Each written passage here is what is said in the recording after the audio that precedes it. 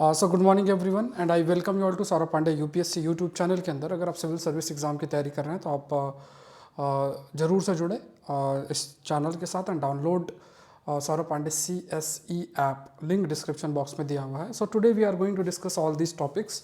देखो, अभी जो नए बिल प्रपोज्ड हैं हमारे, उन पर आर्टिकल आएगा, डिटेल में आर्टिकल आएगा। अभी थोड़ा थोड़ा ऐसा आ रहा है, ऑल दो जब बिल इंट्रोड्यूस हुआ था हमने ऑलरेडी इसमें I think 4 to 5 articles already discuss कर चुके हैं। अगर आप पहले 1-1.5 महीने पहले अपने कंटेंट को देखोगे तो यू विल फाइंड कि हमारा ऑलरेडी ये सारी चीज़ें we have already covered, already वो कवर हो चुका है।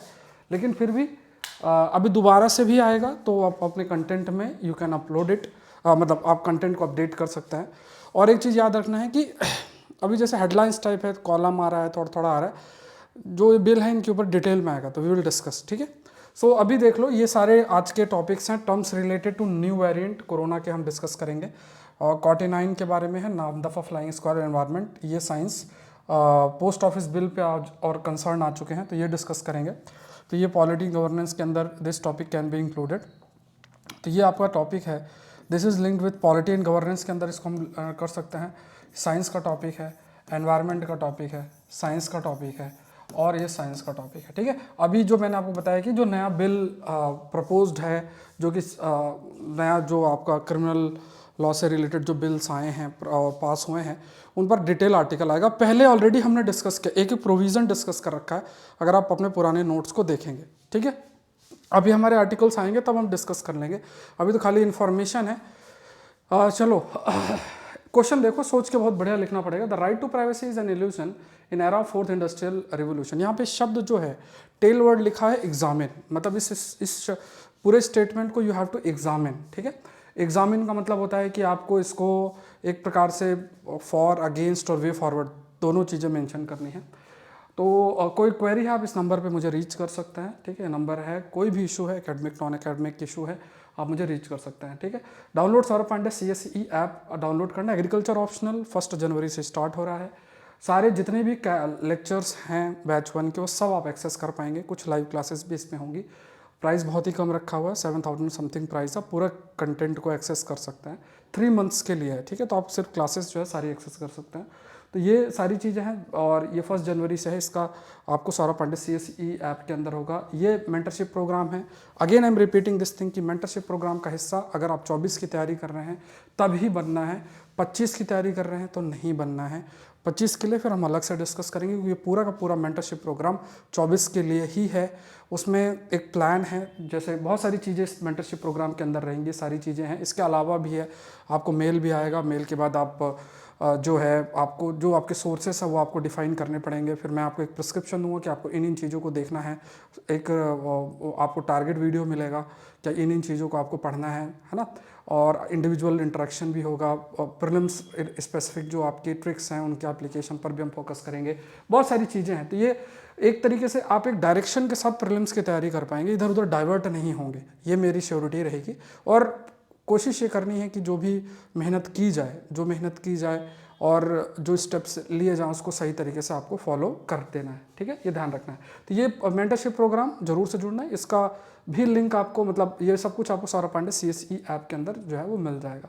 शुरू करते हैं। पहला ये टॉपिक है and this is related with corona virus. Corona virus के कंटेक्स्ट में ये टॉपिक आपका बन जाता है, ठीक है। तो यहाँ पे JN, अब जनरली देखो, हम सिविल सर्विस की जब तैयारी करते हैं तो हमें देखना है कि हमारे लिए कैसा प्रश्न बन सकता है। तो मैंने इसमें कुछ टॉपिक्स निकाले हैं आप लोग के लिए। और अगर आप देखोगे, पहले जब कोरोना वायरस था भी, उसका जो स्प्रेड था, तो उस समय भी हमने कई टॉपिक्स डिस्कस किए थे, एग्जाम में पूछा हुआ था सारी चीज़ें। अब ये तो ठीक है, एक न्यूज़ है कि ये वायरस है, यहाँ इतनी केसेस हैं और सारी चीज़ें हैं, बट इससे कई सारे, जैसे कई टर्म्स हैं जो मैं आपसे डिस्कस करूँगा, जैसे लीनिएज, सब लीनिएज, एक कंसेप्ट क्या होता है, वेरिएंट्स क्या होता है, रिकॉम्बिनेशन क्या होता है, ये शब्द हैं जो कि साइंस के लिए इंपॉर्टेंट होते हैं। साइंस का स्पेशल इशू है जो इसके अंदर पब्लिश हुआ है। सो लेट्स सी क्या क्या चीज़ें हैं, उसको थोड़ा सा डिस्कस कर लेते हैं। पहला तो जो हमें देखना है, जो न्यूज़ है, JN.1 नाम से है। ये एक वेरिएंट ऑफ इंटरेस्ट कैटेगरी में। तो आपके मन में सबसे पहला जो प्रश्न आना चाहिए कि वेरिएंट ऑफ इंटरेस्ट बेसिकली होता क्या है। और ये पेरेंट लीनिएज BA2.2.86 से जो है ये आपका बना है, ठीक है। तो यहाँ पे कुछ शब्द जो है मैं आपको थोड़ा समझाता हूँ, उसको ध्यान से आप लोग देखना, ठीक है। Let's discuss those things. एक एक करके हम उसको डिस्कस करते हैं। थोड़ा सा डायग्राम के माध्यम से हम लोग समझने का प्रयास जो है वो करेंगे, क्योंकि थोड़ा टेक्निकल होता है ये सारी चीज़ें, लेकिन जानना जरूरी है क्योंकि प्रश्न बिल्कुल आपके लिए फ्रेम हो सकता है। सो लेट्स सी क्या क्या चीज़ें हैं। आप लोग रिवीजन जरूर से करना, और मैंने कहा कि इधर उधर करंट अफेयर्स के सोर्सेज पे टाइम खराब नहीं करना है। एक सोर्स फॉलो करो, 5 AM सीरीज भी है, इतना कंटेंट वहाँ मिल रहा है, यहाँ कंटेंट मिल रहा है, तो जो भूख है ना अपने अंदर की, जो ग्रीडीनेस है ना, उसको आपको रोकना पड़ेगा। करंट अफेयर्स आपको बहुत ज़्यादा लालची बना देगा। आप ये मानो, करंट अफेयर्स एक ऐसा एरिया है ना, बहुत लालची बना देगा आपको। आप अपने विचारों को रोक ही नहीं पाओगे। कुछ दिखोगे कहीं इधर उधर सैंपल, कुछ हेडलाइंस, अरे यार ये तो रह गया यार, ये भी कर लेते हैं, फिर उसको फॉलो करना शुरू कर दोगे। ये होता ही, अपने अपने माइंड को रोकना है आपको। आपको पता है कि यार चलो जो भी होगा, 5 AM सीरीज हिंदू कर लिया बस। क्वेश्चंस देखो एग्जाम में जब भी, जो मुझे फॉलो कर रहे हैं आपको पता ही है कि कितने सारे क्वेश्चंस हमारे जो है वो आते हैं एग्जाम के अंदर। तो एक सोर्स फॉलो कर लो। अब मान लो कोई इधर उधर छोटा मोटा कुछ आपको मिल जाता है, उसके लिए आप इट्स बेटर आप अपने सोर्सेज को फॉलो, आप मतलब अपने स्टैटिक को ख़त्म कर लो, ऑप्शनल को ख़त्म कर लो, इथिक्स, ऐसे राइटिंग, आंसर राइटिंग, ये सब चीज़ें थोड़ा फोकस कर लो ना। मतलब उसमें आप करंट अफेयर्स के पीछे दिन भर भागोगे तो वो भी अच्छी स्ट्रैटेजी नहीं है। ये आप समझना, इसको बार बार मैंने कई बार आपसे चर्चा कर रखी है इस बारे में कि आप ऐसा कभी मत करो कि दिन भर इधर सोर्स आपको मिल रहा है, उधर सोर्स मिल रहा है ना, क्योंकि हर दूसरा वीडियो हिंदू पे होता है। तो कंटेंट, हाँ आप अब जैसे जज करना चाहते हो, क्योंकि वो आपका राइट है कंटेंट के प्रति, तो आप 5 AM सीरीज करो, हिंदू करो, कंटेंट अपना देखो कि क्वालिटी कंटेंट कैसा है। ठीक है, अगर आप डिसीजन मेकिंग करना चाहते हो देख लो 1-2-4 दिन, कहीं जो आपको पसंद है वहाँ से कंपेयर कर लो, बट एक सोर्स पे स्टिक करो। एक सोर्स पे स्टिक करोगे तो फायदा रहेगा, अदरवाइज फिर आप दिन भर करते रहोगे करंट अफेयर्स, उसका कभी फायदा नहीं होने वाला। करंट अफेयर्स कभी खत्म नहीं होता है, सिंपल सी बात है। तो जल्दी से चीज़ों को लिमिट करके और आगे जैसे जैसे आप बढ़ोगे उतना अच्छा। चलो शुरू करते हैं, यहाँ पे हम कुछ बातें डिस्कस कर लेते हैं। तो जैसे अगर फिर से कोरोना वायरस की बातें शुरू हो गई हैं, तो इसमें कुछ बातें फिर से हम लोग फिर से डिस्कस करते हैं। तो कोरोना वायरस की बातें फिर से शुरू हो गई, तो यहाँ पे आपको याद रखना है कोरोना वायरस है, इसके ऊपर आपकी प्रोटीन प्रेजेंट होती है कई प्रकार की। जैसे ये जो प्रोटीन है, इस प्रोटीन को हम एस प्रोटीन भी कहते हैं, एस प्रोटीन शब्द हम इस्तेमाल करते हैं।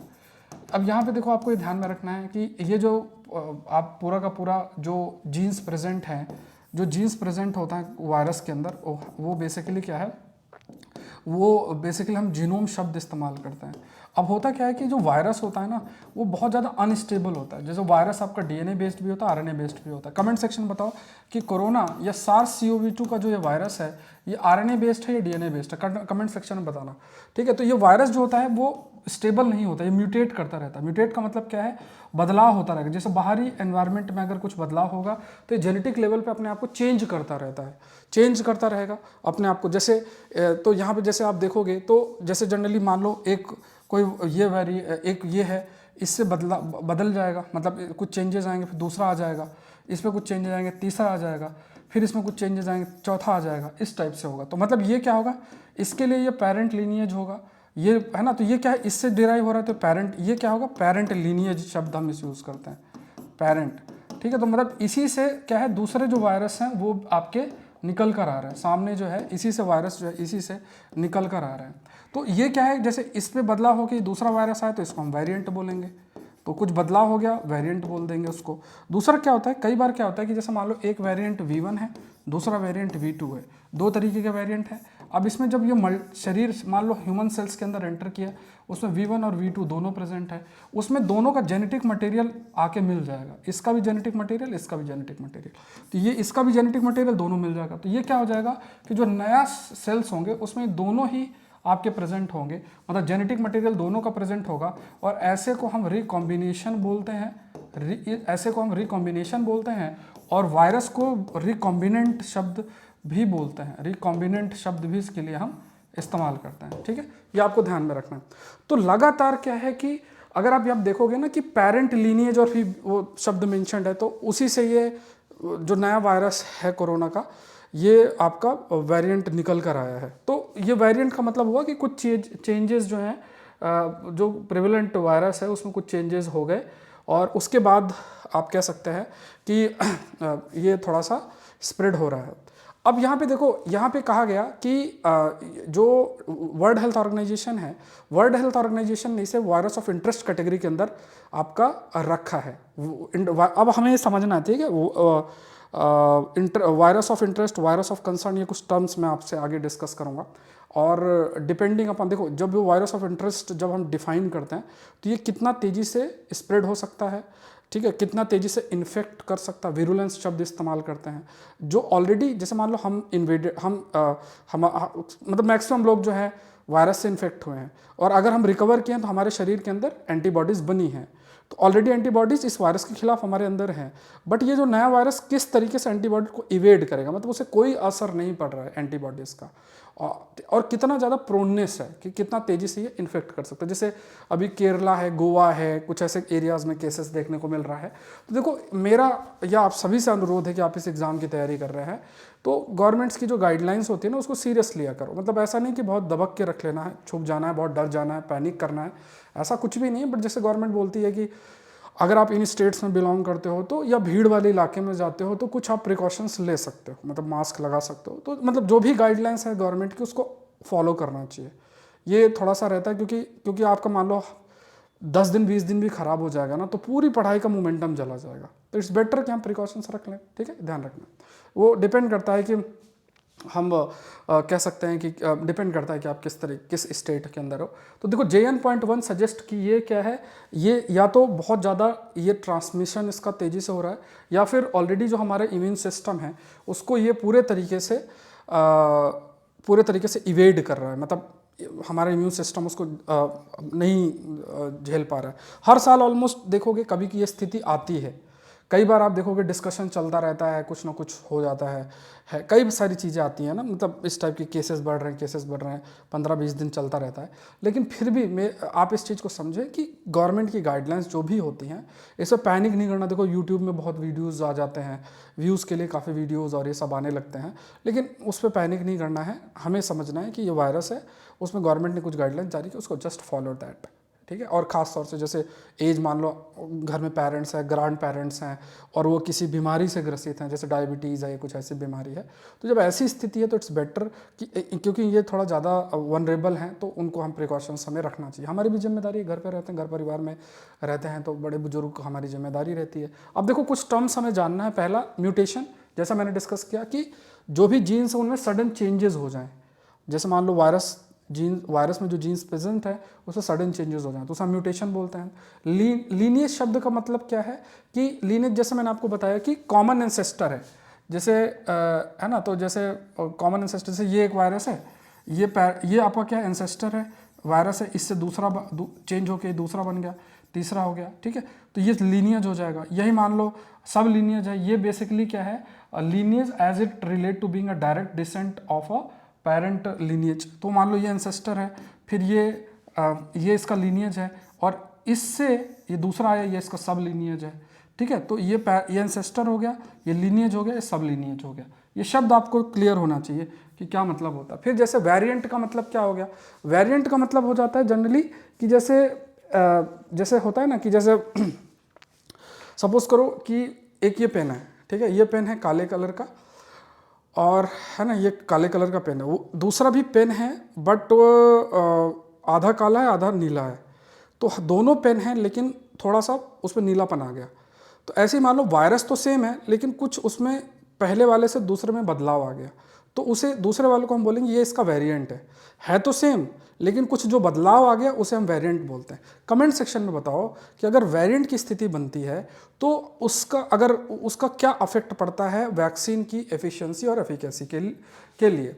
तो यहाँ पे अगर देखो कि कई सारे जो ग्रुप्स हैं यहाँ पे, तो जैसे SARS-CoV-2 इंटर एजेंसी ग्रुप है, और उसमें जैसे WHO की बात करो तो ये वायरस को कैटेगराइज करते हैं, जैसे virus of interest, variant of concern, variant of high consequences, और वेरिएंट बीइंग मॉनिटर्ड, ऐसे डिफरेंट इसमें आपका डिवाइड करते हैं। फिर एक टर्म यूज़ होता है रिकॉम्बिनेशन, शब्द इस्तेमाल होता है। रिकॉम्बिनेशन मैंने अभी आपको एक्सप्लेन भी किया। रिकॉम्बिनेशन जो है मैंने अभी आपको एक्सप्लेन किया, रिकॉम्बिनेंट या रिकॉम्बिनेशन। जैसे मान लो एक वेरिएंट V1 है, दूसरा वेरिएंट V2 है, तो इसको थोड़ा सा फिर से बता देता हूँ जिससे कन्फ्यूज़न नहीं हो आपको। तो यहाँ पे आपसे समझो कि जैसे मान लो एक आपका you have one variant V1 दूसरा वेरिएंट V2, ठीक है, ये V1 वेरिएंट है, ये V2 वेरिएंट है, V1 वेरिएंट है, V2 वेरिएंट है। अब दोनों में अगर आप देखो, ये V1 वेरिएंट है, ये V2 वेरिएंट है। दोनों के वेरिएंट में मान लो एक जेनेटिक मटेरियल इसमें है, जेनेटिक मटेरियल इसमें है। ह्यूमन सेल्स जो है इससे भी इन्फेक्ट है, इनसे भी इन्फेक्ट है, इसका भी जेनेटिक मटेरियल, इसका भी जेनेटिक मटेरियल एंटर रीच कर गया।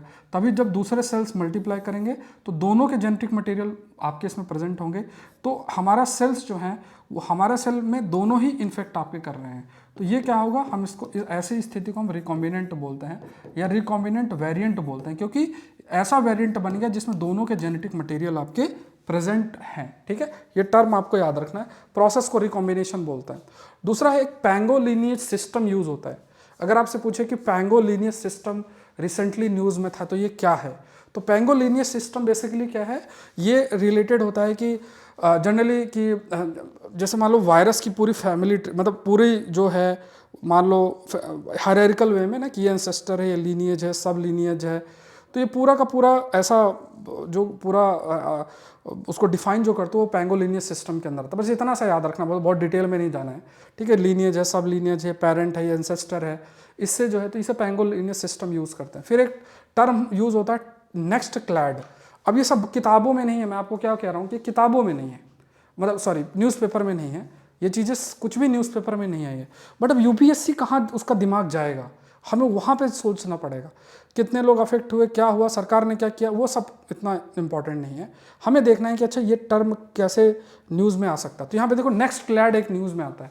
नेक्स्ट क्लैड है एक ऐसा टूल है जिसके माध्यम से हम कोरोना वायरस को क्लासीफाई करते हैं कि ये है ना, कि उनका जेनेटिक, जैसे मान लो कि वायरस ए है, वायरस बी है, वायरस सी है, तीनों कोरोना वायरस ही हैं, बट दोनों कैसे जेनेटिक लेवल पे रिलेटेड है एक दूसरे को, उस बेसिस पे आप क्लासिफिकेशन करते हो। तो वहाँ पे हम जो टूल इस्तेमाल करते हैं वो टूल का नाम है नेक्स्ट क्लैड, ठीक है। ये शब्द आपको याद रखना है कि बेसिकली नेक्स्ट क्लैड क्या है। फिर 4 मेजर एरियाज होते हैं क्लासिफिकेशन के। एक होता है वेरिएंट ऑफ हाई कॉन्सिक्वेंसेस, दूसरा होता है वेरिएंट ऑफ कंसर्न, तीसरा होता है वेरिएंट ऑफ इंटरेस्ट, और चौथा होता है वेरिएंट बीइंग मॉनिटर्ड। तो ये 4 है, चारों की जैसे मतलब अगर आप फुल फॉर्म ही देखोगे तो इनका आइडिया आपको लगेगा। तो अभी आप अगर देखोगे तो WHO ने ये जो नया वेरिएंट है इसको वेरिएंट ऑफ इंटरेस्ट बोला है। It has been called as variant of interest. तो what is variant of interest, इसमें देखो क्या क्या चीज़ें हैं, किस वायरस को वेरिएंट ऑफ इंटरेस्ट कैटेगरी में आप रखोगे। अगर मान लो कि एंटीबॉडीज़ जो वायरस को न्यूट्रलाइज करती हैं तो वो न्यूट्रलाइजेशन आपका रिड्यूस हो रहा है, मतलब क्या हुआ, क्या आपका शरीर जो है वायरस से इन्फेक्ट हुआ और मौजूद जो एंटीबॉडीज़ हैं, ठीक है, जैसे आपका शरीर वायरस से इन्फेक्ट हुआ और शरीर में मौजूद जो एंटीबॉडीज़ हैं वो वायरस को न्यूट्रलाइज नहीं कर पा रही हैं, तो एक ये कैटेगरी हो गई। फिर जो भी दवाई हैं उसकी एफिशिएंसी आपकी कम हो रही है। फिर ये बहुत तेज़ी से इसका ट्रांसमिशन जो है वो आपका जो है वो तेज़ी से हो रहा है, एंड तेज़ी से केसेस बढ़ने के चांसेस जो है रहते हैं, ट्रांसमिशन तेज़ी से होता है। तो ये सब क्या है, वायरस ऑफ इंटरेस्ट। देखो अगर WHO virus of interest category में डाल रहा है तो हमें थोड़ा सा प्रिकॉशन रखना चाहिए, ठीक है। जैसे अब WHO ने इसे वायरस ऑफ इंटरेस्ट कैटेगरी में इस वेरिएंट को डाल दिया तो बिल्कुल हमें ध्यान रखना चाहिए, अदरवाइज केस बहुत तेज़ी से बढ़ जाए या हम इन्फेक्ट हो, मान लो हफ्ता भर भी खराब हो तो नुकसान हमारा ही है ना। फिर देखो वायरस ऑफ हाई कंसिक्वेंसेस है, तो अब इसमें सेम सी चीज़ है बट और ज़्यादा स्थिति थोड़ा ख़राब हो जाना, कि डिजीज़ और ज़्यादा सीवियर हो जाना, एंटीबॉडीज़ बिल्कुल भी, पुरानी जो एंटीबॉडीज शरीर में है वो बिल्कुल भी न्यूट्रलाइज नहीं कर पा रही हैं वायरस को। उसके बाद तेज़ी से आप कह सकते हैं कि स्प्रेड होना, ट्रांसमिशन बहुत तेज़ी से स्प्रेड होना, वैक्सीन इतना ज़्यादा मतलब बिल्कुल भी अफेक्टिव नहीं हो रही है, तो ये इसे हम virus of high consequences category में रखते हैं। तो आपको ये शब्द थोड़ा सा देखना, वायरस ऑफ इंटरेस्ट और वायरस ऑफ हाई कंसिक्वेंसेस, तो एक कैटेगराइजेशन है, कई बार पूछ लेते हैं। नेक्स्ट टॉपिक देखते हैं, और नेक्स्ट जो टॉपिक है ये एक टॉपिक है साइंस का, साइंस वाले पेज में ही आया है, ठीक है। तो इसको थोड़ा सा मैं टॉपिक आपको बता देता हूँ। टॉपिक का नाम ये लिख लो, that is nicotine replacement therapy, NRT, ठीक है। साइंस का topic, again this is a science topic, nicotine replacement therapy है, और इसे निकोटीन पैचेज और या फिर लोजेंस शब्द इसके लिए इस्तेमाल किया जाता है। तो शब्द थोड़ा सा क्लैरिटी होना चाहिए। अब इसमें देखो निकोटीन, जैसे मान लो कोई स्मोकिंग करता है, ये कोई टोबैको का कंजम्पशन करता है, तो उसका माइंड जो है ना एडिक्ट हो जाता है निकोटीन के लिए। तो वो फिर क्या होता है कि कितना भी छोड़ने की कोशिश करो बहुत मुश्किल होता है। आज के समय में जैसे मान लो मोबाइल फ़ोन में शॉर्ट्स भी आप ऐसे देखते हो रहते हो ना, वो भी एडिक्शन है। अवॉइड करना चाहिए, बहुत मुश्किल है, लेकिन बोलना तो आसान है लेकिन छोड़ना बहुत मुश्किल है आज के टाइम पे, लेकिन कोशिश करना चाहिए। अच्छा ठीक है, जैसे रात के टाइम पे कोशिश करो कि फ़ोन कहीं एक जगह छोड़ दो, अपना अलार्म अलार्म लगा लो कहीं यहाँ से। तो यहाँ पे कहा गया कि एक कोटिनाइन करके है, इसका इस्तेमाल किया जा सकता है, इसका जो है इस्तेमाल किया जा सकता है, ठीक है, इट कैन बी यूज्ड, जिसके माध्यम से जो ये निकोटीन का इम्पैक्ट है उसको रिड्यूस किया जा सकता है। सो यहाँ पे कहा गया कि एक एस्कॉर्बिक एसिड का इस्तेमाल करके जिसके माध्यम से कोटिनाइन जो है उसको निकोटीन में कन्वर्ट किया जा सकता है। तो ये है, तो जैसे मान लो कुछ ऐसी चीज़ें जैसे कोटिनाइन आपके शरीर के अंदर प्रेजेंट है, उसको निकोटीन में कन्वर्ट कर देना। तो इससे क्या है कि जैसे आपको एक्सटर्नली निकोटीन की ज़रूरत नहीं पड़ेगी, तो इसलिए इसको कहा गया निकोटीन रिप्लेसमेंट थेरेपी। मतलब निकोटीन को आप रिप्लेस कर रहे हो, किससे? इससे कर रहे हो, कोटिनाइन। और इसको आप एस्कॉर्बिक एसिड, विटामिन सी का आई थिंक है ना, उसका यूज़ करके और फिर इस कोटिनाइन को आप निकोटीन में कन्वर्ट कर सकते हो। दूसरा इसमें कहा गया कि जैसे मान लो कि जब भी उनको मन करता है ना, बहुत सी तलब सी लगती है, तो कुछ एक है जिसमें विटामिन सी है, उसको जीभ में रख लिया और उससे फिर धीरे धीरे ये जो कोटिनाइन है वो निकोटीन में कन्वर्ट अपने आप हो जाएगा। और इससे क्या होगा कि वो जो एक तलब सी लगती है ना कि यार ये स्मोकिंग कर लिया जाए, ये कर लिया जाए, वो कर लिया जाए, तो फिर वो चीज़ें थोड़ी सी रिड्यूस आपकी हो सकती हैं। तो ये कहा गया। तो जनरली 80% जो निकोटाइन है वो एक्यूमुलेट होता है स्कॉटिनाइन इन द बॉडी, रिमेनिंग 20% जो है यूरिन के माध्यम से एलिमिनेट हो जाती है। तो ये निकोटीन रिप्लेसमेंट थेरेपी थोड़ा सा आपको ध्यान में रखना है। ये कोटिनाइन को अगर आपने कन्वर्ट नहीं किया तो ये 80% तो, जो मान लो आपने किसी ने भी स्मोक किया या कोई भी प्रोडक्ट अगर हम कंज्यूम करते हैं जिसमें निकोटीन है, तो इसमें कोटिनाइन जो है 80% आपके शरीर में रहेगी और ये बहुत समय तक रहेगी, तो कैंसर कॉज कर देगी। तो इसको तुरंत आपको कन्वर्ट करना पड़ता है। फिर विटामिन सी के माध्यम से ये कोटिनाइन को रिसर्कुलेट आपका किया जा सकता है। ठीक है, let's move to the next topic. Again session अगर आप लाइव देख रहे हैं तो लाइक जरूर, बटन जरूर से प्रेस करें, सेशन को चैनल को सब्सक्राइब जरूर से करें। 5 AM सीरीज़ को बहुत सीरियसली लें थोड़ा सा। 5 AM सीरीज़ बार बार मैं आपको कह रहा हूँ उसको सीरियसली लो। देखो एक दिन का भी ब्रेक नहीं हुआ, ठीक है, इसको 40 से 45 दिन का समय हो चुका है। 45 दिन इंटू 8 करोगे ना तो कितना हो गया, बहुत सारे टॉपिक्स हो गए आपके, तो लगभग 350-400 के आसपास टॉपिक्स हो गए। अब आप खुद सोचो कि जो लोग बस सोच रहे हैं करेंगे करेंगे करेंगे, तो 500 टॉपिक नहीं, फिर आप छोटा छोटा न्यूज़ ढूंढोगे, शॉर्टकट ढूंढोगे, इसी में फिर जीवन चला जाता है। मैंने आपको बार बार कहा कि एक चीज़ को फॉलो करो और जो चीज़ फिक्स हो गई है उसमें कोई भी ब्रेकेज नहीं आएगा। ठीक है, मैंने आपको कहा था कि हम लोग 5 AM सीरीज़ बंद नहीं करेंगे, तो वो चल रहा है। ठीक है, लगातार चल रहा है और 400-500 लोग देख रहे हैं, तो ठीक है, इतने बच्चे सीरियस बहुत मोर देन सफिशिएंट है। हिंदू सेशन चल रहा है तो चल रहा है। अभी जो है आपको टेस्ट देना है तो देना है। ठीक है, जैसे 10th टेस्ट है एडवांस करंट अफेयर का, इस संडे को शेड्यूल्ड है रात को 9 बजे। अब उस पर थोड़ा आपको देरी नहीं करनी चाहिए। 9 टेस्ट हो चुके, 10वां टेस्ट है। 10 बड़ा नंबर होता है। अब आप सोचो कि आप दूसरे से 10 टेस्ट पीछे हो, उसको 40 करना है, आपको 50 के 50 करने हैं। उसने 10 टेस्ट में अपनी स्ट्रेटजी मन में बना ली होगी क्या करना है। रिवीजन पीडीएफ मैंने डाल दिया है, अगर आपको लगता है कि मुझे रिवीजन पीडीएफ है तो अगर आपको कहीं से मिल जाए तो आप ले लो, कोई बात नहीं। अगर आप रिवीजन, बट टेस्ट देना जरूरी है, रिवीजन पीडीएफ फिर काम का आएगा, तभी फिर रिवीजन, क्योंकि कंटेंट तो देखो कहीं से भी मिल जाएगा, उसमें कोई बड़ी बात नहीं है, बट टेस्ट दोगे तो चीज़ें थोड़ा सा आपके लिए हेल्पफुल रहेंगी। ये थोड़ा सा समझने की ज़रूरत है। सौरभ पांडे CSE ऐप नीचे लिंक दिया है, तो टेस्ट के बारे में मैंने आपको बता दिया, संडे को है रात को 9 बजे। तो देखो ये एक नाम दफ़ा फ्लाइंग स्क्वायरल है। अब यहाँ अरुणाचल प्रदेश में ये थोड़ा सा दिखी है, तो नाम दफ़ा अरुणाचल प्रदेश के अंदर फ्लाइंग स्क्वायरल, इसका ये साइंटिफिक नेम है, याद रखने, कई बार पूछ लें, मान लो कि रिसेंटली न्यूज़ था तो ये क्या है। 1981 में पहले, इससे पहले दिखी थी। ये फ्लाइंग स्क्वायरल है, इसकी इमेज देख लो, समझ में नहीं आ रहा है, मॉडर्न पेंटिंग लग रही है, लेकिन ये फ्लाइंग स्क्वायरल, ठीक है, मैंने वेबसाइट से ली है इमेज। उसके बाद इसका साइंटिफिक नेम देख लो, लास्ट सीन 1981 में क्रिटिकली एंडेंजर्ड कैटेगरी के अंदर इसे रखा गया, it has been put under critically endangered. दूसरा ये आप देखो, इसमें कुछ शब्द मैं आपको बताऊंगा। एक तो नामदफा नेशनल पार्क अरुणाचल प्रदेश में लोकेटेड है, तो इसे कहा गया कि ये जो बिस्वा मोयो टेरस करके जो जीनस है, वहाँ से ये बिलोंग करती है। वी कैन से कि ये बेसिकली जो बिस्वा मोयो टेरस करके है, इस जीनस से बिलोंग करती है। तो पहले कहा जाता था कि स्क्वायरल इस ही सिर्फ इससे बिलोंग करती है। तो फिर बाद में लोएशियन जायंट फ्लाइंग स्क्वायरल फाइंड की गई 2013 के अंदर। तो अब यहाँ पे एक शब्द यूज किया आर्बोरियल। अब आपको पता होना चाहिए आर्बोरियल शब्द का मतलब क्या है। यहाँ दो शब्द हैं, एक होता नॉक्टोरल, नॉक्टोरल का मतलब रात को जो भी अपना मूवमेंट है रात को करते हैं, दिन को सोते हैं। और आर्बोरियल शब्द का क्या मतलब होता है, जैसे आजकल होता है ना कि एनिमल बिहेवियर पे भी प्रश्न रहते हैं कई बार, तो आर्बोरियल शब्द का मतलब क्या होता है। आर्बोरियल का मतलब जैसे वो जो है ट्री में रहते हैं और ट्री में ही मूवमेंट कर लेते हैं, इधर से उधर से इधर, नीचे उतर के नहीं कि पैदल चलना है, इस ट्री से उस ट्री ऐसा मूव कर सकते हैं। तो उसे आर्बोरियल शब्द भी हम इसके लिए इस्तेमाल करते हैं। गवर्नमेंट ने भी इसके बारे में, जैसे अरुणाचल प्रदेश में टूरिज्म को प्रमोट करने के लिए थोड़ा सा कुछ पब्लिश भी किया था। क्रिटिकली एंडेंजर्ड स्पीसीज नाम द फ्लाइंग स्क्वायरल, आर्बोरियल है, नॉक्टोरल फ्लाइंग है, इन्होंने विकीपीडिया से ही लिया था, हमने भी विकीपीडिया से ही लिया है।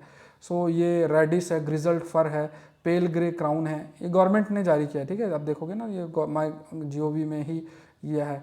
ठीक है, तो ये इसका ये पूरा दिया हो, PDF आपसे शेयर करूंगा Saurabh Pandey UPSC telegram channel के अंदर।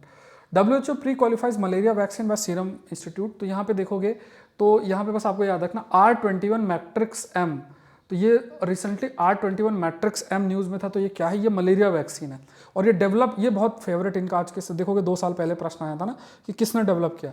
तो R21 matrix M malaria vaccine जो है वो डेवलप की गई थी ऑक्सफोर्ड यूनिवर्सिटी के द्वारा और मैन्युफैक्चर की गई थी सीरम इंस्टीट्यूट ऑफ इंडिया के द्वारा। ठीक है, सीरम इंस्टीट्यूट ऑफ इंडिया के द्वारा मैन्युफैक्चर की गई थी and developed by Oxford university. तो WHO ने रिकमेंड किया है कि जैसे इसे आपको प्री क्वालिफाई किया है। प्री क्वालिफाई करने का देखो बेनिफिट क्या होता है कि इसमें क्या है कि वैक्सीन की एक्सेसिबिलिटी इंक्रीज हो जाती है और मतलब जैसे कई ऐसे देश हैं अफ्रीका में ही जहाँ पे वैक्सीन बहुत तेज़ी से मलेरिया तेज़ी से फैल रहा है, तो वैक्सीन के माध्यम से उसको रोका जा सकता है। ठीक है, तो प्री क्वालिफिकेशन से के कुछ बेनिफिट्स हैं।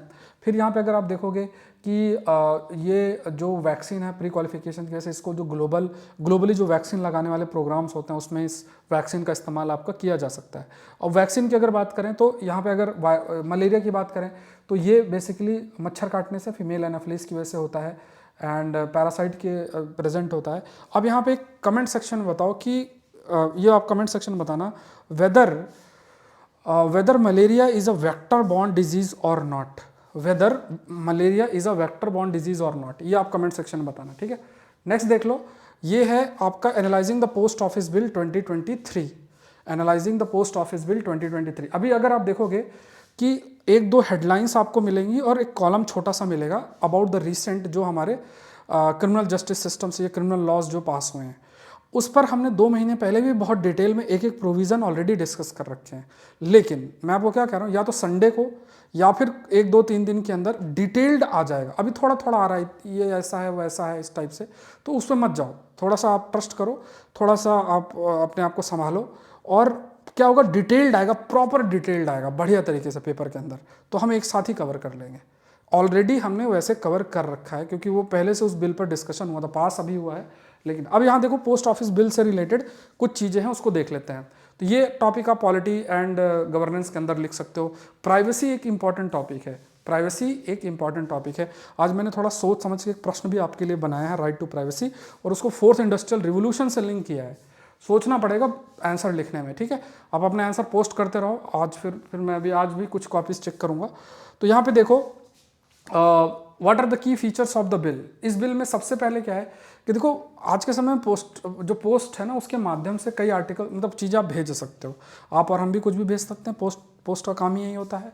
लेकिन एक क्लॉज इसमें डाला गया कि यहाँ पे क्या है कि किसी आर्टिकल्स पे अगर संदेह हो, सपोज करो कोई जैसे कुछ भी भेजा जा सकता है ना, तो उससे संदेह हो ना, मान लो देश की सिक्योरिटी या देश के साथ किसी के साथ हमारा रिलेशन अफेक्ट हो या public order, emergency, public safety, कोई भी फैक्टर हो, उससे फिर क्या उस आर्टिकल को इंटरसेप्ट किया जा सकता है और उससे उस आर्टिकल को देखा जा सकता है कि ये जो इसके अंदर है सही है कि नहीं है, कुछ गलत चीज़ तो नहीं भेजी जा रही है। तो यहाँ पे यूनियन गवर्नमेंट के द्वारा एक ऑफिसर अपॉइंट होंगे और वो उनके पास वो मतलब अथॉरिटी होगी कि वो ऐसा कर सकते हैं।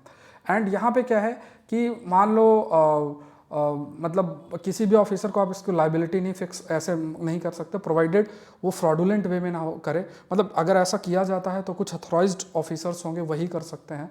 तो अगर वो कर रहे हैं तो उनको ऐसा लाइबल आप नहीं कर सकते हो कुल मिला के, ठीक है। तो यहाँ पे जैसे 1898 का जो एक्ट था उसमें थेफ्ट या फिर मिस अप्रोप्रिएशन या मान लो पोस्टल आर्टिकल को कोई डिस्ट्रॉय कर दे तो उसे 7 साल की सज़ा हो सकती थी, बट इस चीज़ को हटाया गया बाय जन विश्वास अमेंडमेंट प्रोविज़न एक्ट 2023 में। इस प्रोविज़न को आपका हटाया। कंसर्न क्या है? वही प्राइवेसी है। भाई किसी का भी आर्टिकल हो सकता है, कोई भी खोल के देखना शुरू कर दे, ये है ना। तो ये ऐसी मतलब है ना कि आप किसी घर मिठाई लेके जा रहे हो, खोल के एक डिब्बा एक पीस खा लिए, तो वो ऐसा नहीं होना चाहिए। तो मतलब यहाँ पे क्या है कि मतलब इसमें भी यही है, प्राइवेसी इशू है। तो यहाँ पे जैसे आर्टिकल 14 है ना, इक्वालिटी से related article 19(1) sub clause A, article 21, ये सारे आर्टिकल हैं। जैसे इक्वालिटी है, freedom of speech and expression है, उसके बाद right to life and personal liberty है, दैट विल बी अफेक्टेड। अब इसमें ये हमारे काम का है, ये बहुत इंटरेस्टिंग है, ठीक है। अभी जो इसमें ऑनरेबल कोर्ट के जजमेंट्स जो है ना वो हमारे काम के हैं। इसमें बहुत जगह आप यूज़ भी कर सकते हो प्राइवेसी के कंटेक्स्ट में। और आज के समय में जहाँ पे हर चीज़ टेक्नोलॉजी बेस्ड है, टेक्नोलॉजी पे प्राइवेसी एक इल्यूजन है। हम सोचते हैं बहुत सारी चीज़ें प्राइवेसी हमारी मेंटेन होती है, बट कहाँ होती है।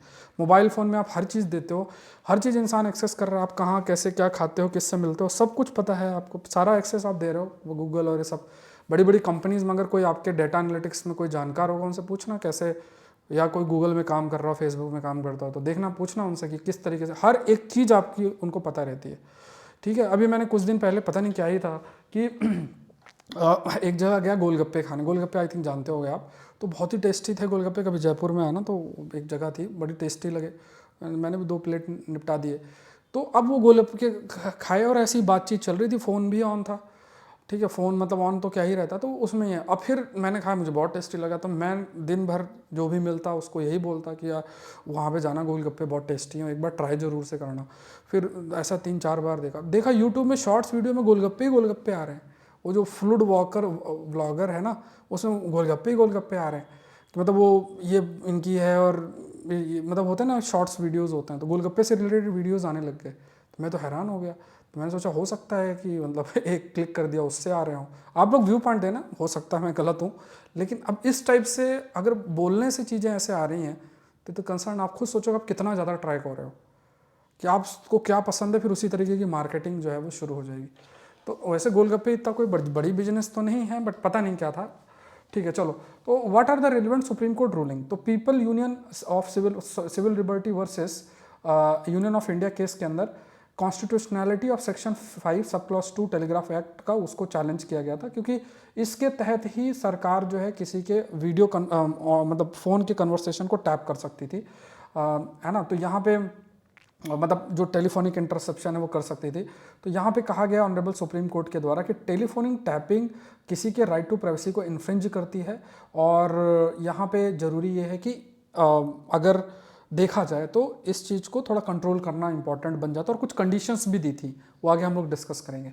सो यहाँ पे अगर किया जाता है तो that should be as per just and fair procedure, मतलब एक प्रोसीजर और लॉ के माध्यम से ही किया जाए। वैसे किसी का मन ना करे कि आज मैं कोई गवर्नमेंट अथॉरिटी में बैठा है और किसी का मन किया चलो इसके फ़ोन टैप करते, तो ऐसा नहीं, as per the fair law के माध्यम से ही किया जा सके, क्योंकि यहाँ पे आपका कहीं ना कहीं आर्टिकल 19 और आर्टिकल 20 जो है that will be affected because of such thing.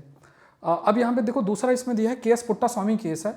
इसमें भी ऑनरेबल सुप्रीम कोर्ट ने राइट टू प्राइवेसी को फंडामेंटल राइट्स के रूप में देखा है सारे इंडियंस के लिए। एंड यहाँ पे कहा गया कि अगर कोई भी मतलब सरकार के द्वारा अगर ऐसा कुछ भी किया जाता है जिससे, क्योंकि अगर वो फंडामेंटल राइट की कैटेगरी में आप राइट टू प्राइवेसी रख देते हो तो उसमें फिर आपके पास कई चीज़ें आ जाती हैं, जैसे इसमें कुछ कंडीशंस भी दी हैं, तभी जो है इंटरसेप्शन अलाउ किया जा सकता है।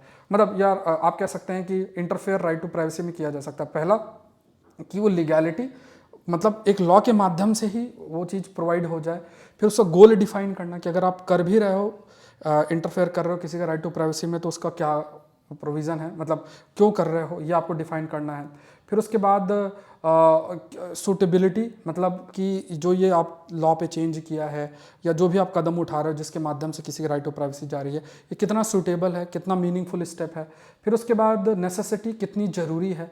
प्रोपोर्शनैलिटी, मतलब क्या कोई दूसरे कदम उठा के भी आप उस गोल को अचीव कर सकते हो, या ऐसा कदम उठा के आपको करना पड़ेगा, तो वो थोड़ा सा आपको क्लैरिटी आपको रखना पड़ेगा। फिर प्रोसीजरल सेफ गार्ड भी इंपॉर्टेंट आपका हो जाता है, जो भी रूल्स रेगुलेशंस है उसके माध्यम से ही आप कर सकते हो। तो अगर आपसे पूछे कि राइट टू प्राइवेसी पर चर्चा हो रही है, तो यहाँ पे आपको याद रखना है कि it interfere with the right to privacy, जब ये सारी कंडीशंस मीट होंगी तभी पॉसिबल आपका हो सकता है। ठीक है, तो क्वेश्चन देखो मेंस का जो मैंने आज को बनाया है, right to privacy is an illusion in an era of fourth industrial revolution. इसको आपको एग्जामिन करना है, बढ़िया सोच के लिखोगे तभी आंसर लिख पाओगे। आप मुझे कोई डाउट है तो इस नंबर पे रीच कर सकते हैं, कॉल नहीं करना, खाली मैसेज करना है। कॉल अगर कोई ज़रूरत होती है तो मैं आपको एक और नंबर दूंगा, उस पर फिर हम बात कर सकते हैं। कोई भी मेंटल हेल्थ इशू है, स्ट्रेस है, कोई भी इशू है, आप मुझे बिल्कुल रीच कर सकते हैं। ठीक है, डिपेंडिंग अगर कोई भी इशू आप फेस करते हैं। अब आप में से कई बोलते हैं सर पूरा मुझे स्ट्रैटेजी बता दो पूरी, तो वो तो मैं कैसे मैसेज में टाइप करके बता दूं।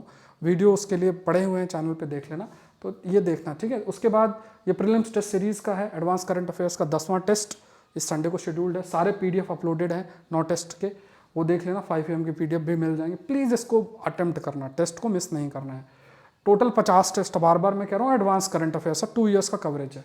फिर आपका ये ऐप के अंदर सब कुछ है, ये एग्रीकल्चर ऑप्शनल है, ये भी लाइव है, उसमें दूसरे वाले को करना। ठीक है, मतलब एक तो आपका है 3 मंथ्स वाला है, जो है आपका 1 जनवरी से नया बैच है, उसको ज्वाइन करना है। तो उसमें भी 20% का ऑफ चल रहा है अभी, तो ये ध्यान रखना। फिर ये आपका मेंटरशिप प्रोग्राम है, स्टार्टिंग मैंने इसके बारे में बता दिया। I will be your mentor for prelims 2024-25 की तैयारी कर रहे हो, नो नीड टू ज्वाइन। ठीक है, 24 की करो तो करना है। पूरा प्लान मैं एक वीडियो में भी आपसे शेयर कर दूंगा। ये सारी चीज़ें जो है मेंटरशिप प्रोग्राम में रहेगी।